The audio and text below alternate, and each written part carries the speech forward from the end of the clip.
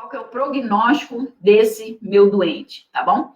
Essas e outras perguntas o levarão para a decisão mais adequada da forma de como ventilar esse doente, tá?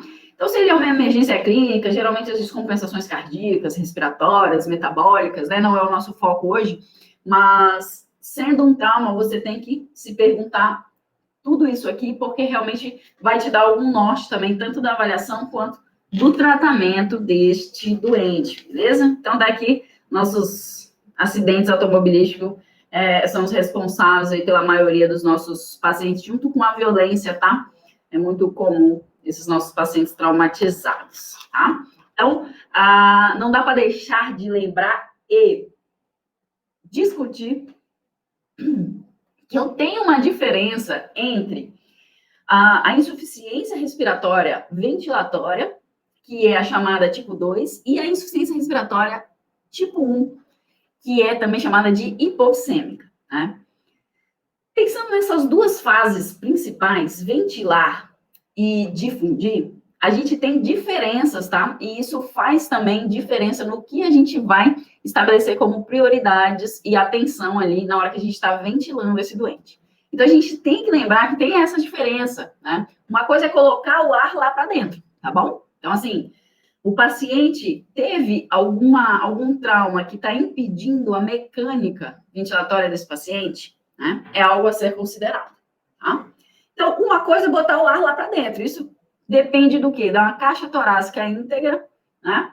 E de musculatura, tá? E aí, musculatura envolve nível de consciência, né? O drive desse paciente, a força muscular, reserva energética que esse paciente já tem antes de chegar ali pra gente, né? Se ele é um paciente mais idoso, se ele é um paciente mais novo, tá? Então, assim, são pontos que a gente tem que levar em consideração.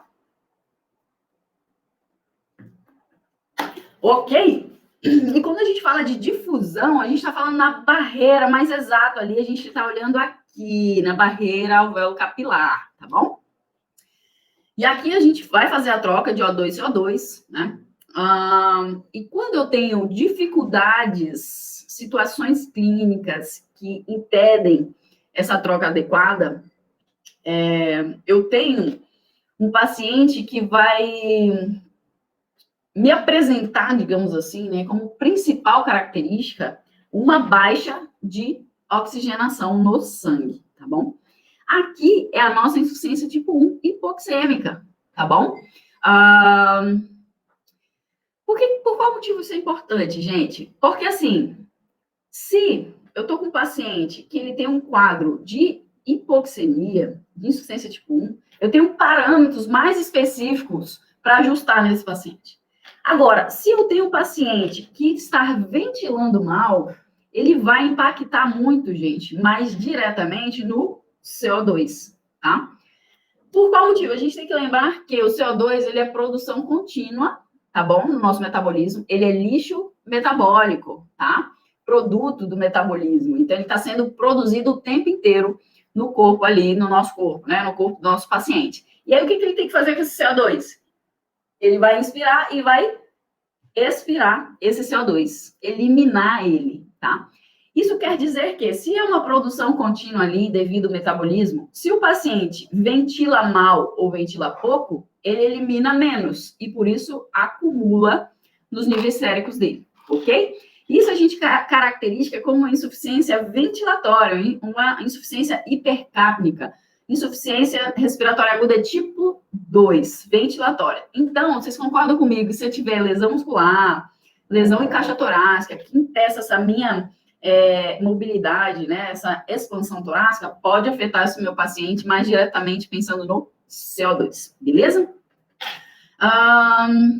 Nível de consciência também, alterações no drive ventilatório desse doente pode afetar mais diretamente o CO2.